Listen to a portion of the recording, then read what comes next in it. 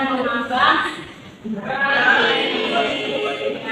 Sebelumnya saya mengucapkan terima kasih karena telah memberikan waktu dan kesempatannya untuk saya bisa melaksanakan orasi di kelas ini.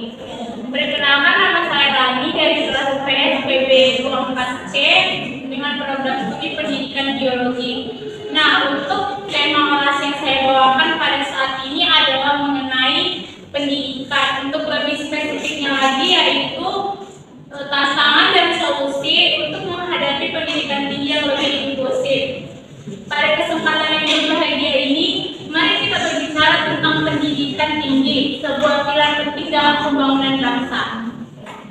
Pendidikan tinggi adalah jembatan untuk mencetak generasi yang cerdas, kritis, berdaya saing. Namun, kita tidak bisa menutup mata bahwa kenyataannya pendidikan tinggi masih menjadi tantangan besar bagi banyak anak bangsa. Salah satu isu yang kerap dibahas adalah mengenai biaya pendidikan atau yang sering kita sebut dengan istilah UKT. UKT adalah sebuah kebijakan yang dikeluarkan pemerintah untuk menyederhanakan biaya kuliah dengan tujuan meringankan beban mahasiswa dan orang tua. Nah, UKT ini kita hanya perlu membayar 1 kali per semester. Namun dalam pelaksanaannya, UKT menghadapi berbagai tantangan dan tidak sedikit mahasiswa yang merasa bahwa besaran UKT yang telah ditetapkan itu tidak sesuai dengan ekonomi keluarga. Bahkan beberapa mahasiswa mengambil cuti dan yang paling parahnya lagi sampai berhenti kuliah karena tidak mampu membayar UKT. Di sisi lain, pihak universitas juga membutuhkan biaya tinggi untuk menjaga kualitas pendidikan dan infrastruktur yang memerlukan biaya yang besar. Lantas, apakah biaya UKT ini gagal? Jawabannya tidak sepenuhnya. Sistem ini sebenarnya telah membawa banyak perubahan, terutama dalam hal transparansi dan kemudahan pembayaran. Namun, ada beberapa hal yang perlu kita perbaiki supaya UKT ini benar-benar menjadi solusi bagi semua kalangan mahasiswa. Nah, yang pertama adalah peningkatan validitas data ekonomi mahasiswa. Nah, bagi mahasiswa yang mendaftar ulang itu harus membuat data seakurat-akuratnya tanpa ada hal-hal yang dipalsukan. Nah, dengan ini verifikasi data yang lebih ketat akan membantu menghindari ketidakadilan di mana mahasiswa dari keluarga yang mampu mendapatkan UKT yang lebih rendah ataupun sebaliknya. Dan yang kedua adalah penguatan beasiswa. Nah, meskipun UKT telah disesuaikan, masih banyak mahasiswa yang membutuhkan bantuan tambahan. Program beasiswa baik dari pemerintah maupun swasta harus terus diperluas supaya mahasiswa dapat mempermudah akses mereka mencapai beasiswa tersebut. Dan yang terakhir adalah peningkatan efisiensi dan pengelolaan dana pendidikan. Transparansi dalam penggunaan dana UKT oleh pihak universitas harus lebih diperhatikan. Pengelolaan dana yang baik tidak hanya akan meningkatkan kualitas pendidikan, tetapi juga menjaga kestabilan biaya kuliah. Nah, kalau Bapak dan abang-abang yang saya hormati, pendidikan yang tinggi itu adalah hak semua warga negara, bukan hanya mereka yang mampu secara finansial. Oleh karena itu, kita perlu terus memperjuangkan akses yang lebih luas dan adil untuk semua kalangan.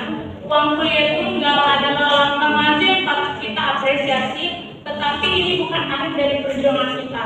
Kita semua, mulai dari pemerintah, mahasiswa, hingga masyarakat, memiliki tanggung jawab bersama untuk memastikan bahwa pendidikan tinggi di Indonesia dapat diakses oleh semua warga negara tanpa terkecuali. Nah, semoga dengan adanya perbaikan dan dukungan dari berbagai pihak, sistem UKT bisa lebih optimal dalam mewujudkan pendidikan inklusif yang berkualitas bagi semua mahasiswa.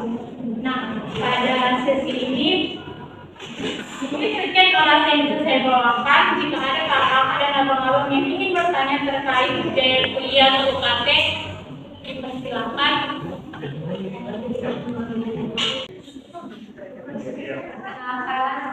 Saya di Universitas Nasution, saya ingin bertanya mengenai UKT yang tinggi.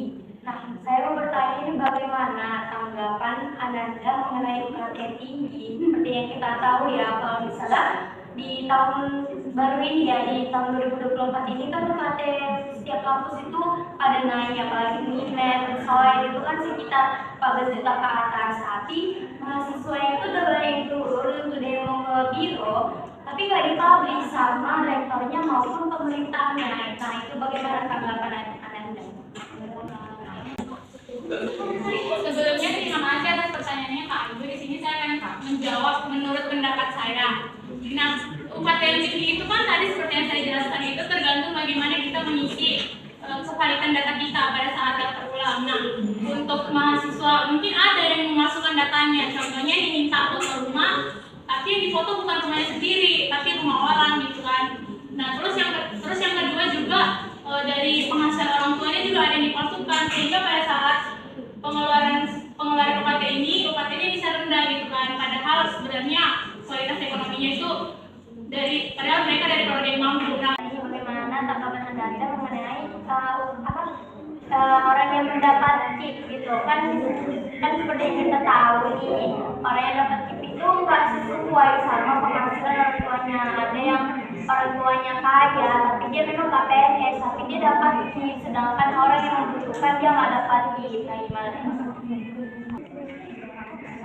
Sebelumnya terima kasih kepada Kak Ayu atas pertanyaannya. Di sini ada dua faktor kemungkinan kenapa hal itu bisa terjadi. Yang pertama mungkin karena pengisian data mahasiswa yang memasukkan data-data mereka.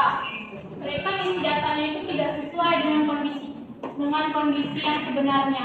Dan yang kedua itu mungkin yang harus disalahkan adalah pemerintah. Kenapa? Karena mereka tidak langsung mensurvei ke tempat-tempat tersebut, ke lokasi-lokasi tersebut di mana para mahasiswa itu jadi mereka asal ngisi data, terus pemerintahnya juga nggak mensurvei tempatnya, mensurvei rumahnya. Jadi itu mungkin terkait hal itu pemerintah juga salah karena tidak meratakan hal tersebut dan tidak mensurvei ke masing-masing lokasi terkait hal tersebut.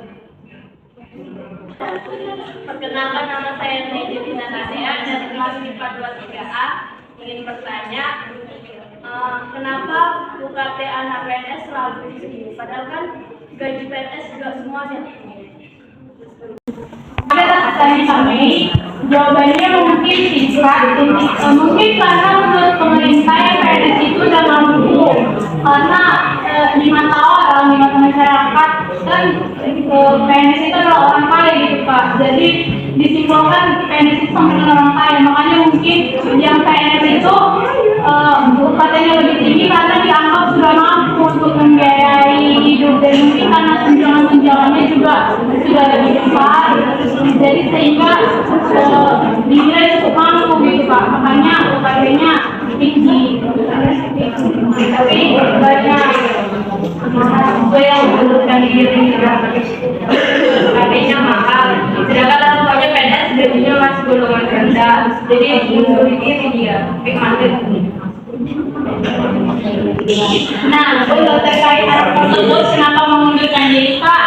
Mungkin karena yang pertama udah juga ini anaknya ini ke biro, cuman belum ditanggapi sama bironya, makanya si anaknya ini tuh mengundurkan diri. Terus yang kedua ada faktor dari tekanan keluarga juga. Mungkin anaknya ini lulus bukan di pilihan yang dia mau, tapi yang orang tuanya mau mungkin. Jadi sehingga dia tidak mau melanjutkan perkuliahannya. Karena untuk terkait UKT-nya tadi, masalah PNS itu kan Pak, PNS sama contohnya buruh itu berbeda kan Pak. Walaupun PNS mungkin gajinya mungkin tidak seberapa, tapi mereka ada tunjangan Pak. Berbeda dengan buruh. Buruh kan kalau buruh kan ada tim PHK nih. Nah, jadi ada juga yang bekerjanya cuma 2 kali dalam sebulan gitu kan Pak. Sedangkan PNS kan Pak sudah dianggap mampu lah gitu masalah finansialnya, dan juga ada tunjangan setiap bulannya. Sekianlah kata saya pada saat hari ini. Sebelumnya maaf sebesar-besarnya apabila ada kesalahan dalam pengucapan saya, dan saya mengucapkan terima kasih sebesar-besarnya besarnya kepada kakak yang telah memberikan waktu dan kesempatannya sehingga saya bisa melaksanakan tugas evaluasi ini guna memenuhi mata kuliah kepemimpinan. Terima kasih. Sama-sama.